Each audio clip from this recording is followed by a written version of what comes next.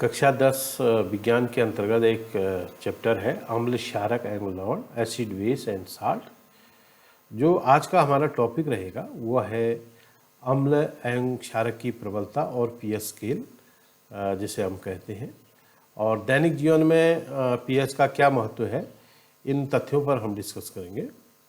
तो आइए सबसे पहले हम बात करते हैं कि अम्ल और क्षारक की जो प्रबलता है पीएच स्केल, इसके बारे में। किसी भी विलयन में उपस्थित हाइड्रोजन आयन H+ की सांद्रता ज्ञात करने के लिए एक स्केल विकसित किया गया है जिसे पीएच स्केल कहते हैं। इसमें जो P है ये जर्मन पुषांश, जर्मन शब्द है पुषांश, जिसका मतलब है, जिसका अर्थ है शक्ति से है। यहाँ पर देखिए जो हाइड्रोजन की जो आयन की जो शक्ति है वह धीरे धीरे घटती है, मतलब हाइड्रोजन आयन की जो सांद्रता में कमी आती है। देखिए ये चित्र को समझने की ज़रूरत है। सबसे पहले तो 0 से लेके 14 तक ये नंबर दिए गए हैं इसमें। तो जो बीच का जो नंबर है वो 7 है। तो 0 से 7 और 7 से लेके 14। तो यहाँ पर जो अम्लीय प्रकृति है वह 7 तक रहती है और 7 से 14 तक वो क्षारीय प्रकृति उनकी होती है। तो इसको हम कैसे कहेंगे? यदि अम्लीय कोई विलयन अम्लीय है तो कैसे कहेंगे अम्लीय है? उसका पीएच लेवल जो है क्या होगा? 7 से कम, लेस देन 7। 7 से अगर कम है, मतलब 0, 1, 2, 3, 4, 5, 6 तक है तो वो अम्लीय होगा, उसका पीएच अगर इसके बीच में आता है। दूसरी चीज़ आती है उदासीन, हम किसे कहेंगे? जो 7 के मध्य जो होगा, जिसका पीएच लेवल जो है 7 होगा, तो वो हमेशा क्या होगा? उदासीन होगा। उदासीन का मतलब ना अम्लीय है और ना क्षारीय है। तीसरी चीज़ आती है विलयन क्षारीय है तो उसका पीएच लेवल 7 से 14 के बीच में होगा, मतलब 8, 9, 10, 11, 12, 13, 14। अब यहाँ पर एक चीज़ ध्यान देने योग्य है। जैसे यहाँ पर देखिए आप, ये H+ का जो लेवल है ये रेड से दिखाया गया है। यहाँ पर 7 में आके ये OH- का जो लेवल है वो ग्रीन में दिखाया गया है। ग्रीन में देखिए यहाँ पर जो H+ आयन की जो सांद्रता है वो सबसे कम हो जाती है यहाँ पर 14 के पहुँचते पहुँचते, और अधिक होती है क्या? OH- आयन की सांद्रता यहाँ पर अधिक होती है। OH लेवल यहाँ 0 में बहुत कम हो जाता है, 0 हो जाता है। तो एक बीच की स्थिति ऐसी आती है जिसमें 7 पीएच लेवल बोलते हैं, जिसमें H+ और OH- जो आयन है उनकी सांद्रता बराबर हो जाती है। इसलिए वो वहाँ पर 7 में जो विलयन है वो हमेशा उदासीन तभी होता है। तो बढ़ती हुई अम्लीय प्रकृति आपने देखी और बढ़ती हुई क्षारक प्रकृति आपने देखी। यहाँ पर जो 7 है, 7 से नीचे 0 तक हम जाएंगे तो जो अम्ल है वो तीव्र होते जाएंगे। 7 में पहुँचते पहुँचते मतलब 6 जो है वो हल्का अम्ल होगा, उसको बहुत तेज़ अम्ल नहीं होगा। और जैसे हम फिर 6 से 5 में जाएं, फिर 4 में जाएं, फिर 2 में जाएं, तो अम्ल की जो प्रकृति है वो बढ़ते जाएगी, मतलब बहुत तेज़ एसिडवा होगा। 0, 1, 2, 1 में जो है सबसे तेज़ एसिड होगा। यहाँ पर क्षारकता उसकी बढ़ती है 14 तक। जैसे 8 कम क्षारीय होगा, 9 उससे अधिक क्षारीय होगा, 10 उससे और अधिक, 13 और अधिक, और 14 सबसे अधिक क्षारीय होगा। और यहाँ पर 6 कम अम्लीय होगा, उससे अधिक अम्लीय होगा 5 जिसका पीएच लेवल है, फिर 4 जिसका पीएच लेवल है, फिर 3 है, 2 है, 1 है। तो 1 वाला जो 0 के लगभग जो आएगा वहाँ पर उसकी अम्लीय प्रकृति बहुत बड़ी, मतलब बहुत तेज़ एसिड होगा। यह इस चित्र के माध्यम से हमने समझाने का आपको प्रयास किया। अब थोड़ा और आगे बढ़ते हैं। दैनिक जीवन में पीएच का क्या महत्व है?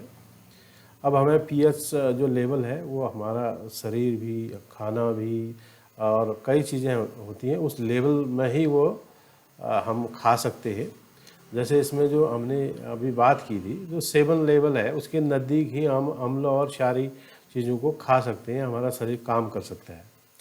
हमारे दैनिक जीवन में जो पीएच का जो महत्व है वो क्या है? देखिए शरीर का जो पीएच लेवल है 7 से 7.8 के बीच ही शरीर जो है कार्य करता है।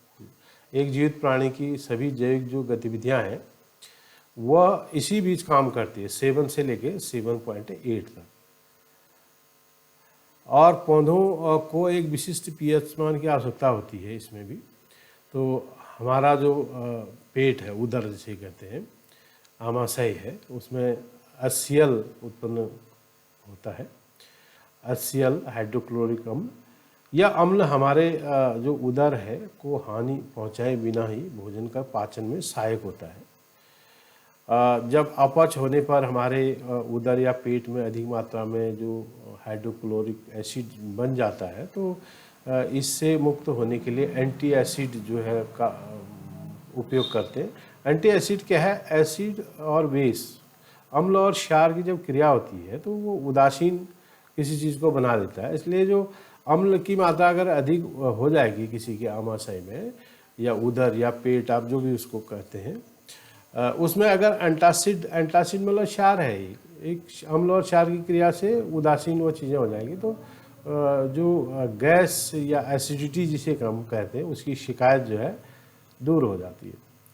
जो मुंह का पीएच है लगभग 5.5 से कम होने पर जो दांतों का जो इनेमल है वो संचारित होने लगता है। दांतों का इनेमल कैल्शियम फास्फेट का बना हुआ एक होता है जो शरीर का सबसे कठोर पदार्थ होता है। दांतों का इनेमल, जो दांतों का बाहरी भाग होता है, जिससे अंदर जो है अगर इनेमल दांत में उतर जाता है तो वह दांत बहुत जल्दी क्षय हो जाता है। इसी प्रकार मधुमक्खी का जो डंक है एक अम्ल छोड़ता है, जिसके कारण दर्द है, जलन का अनुभव होता है। और कोई भी जो कई कीट जो है काट देते हैं, डंक मार देते हैं, तो वो कीटों से जो दर्द होता है, अगर उसमें बेकिंग सोडा जैसे दुर्बल क्षारक का उपयोग अगर किया जाता है तो बहुत आराम मिलता है।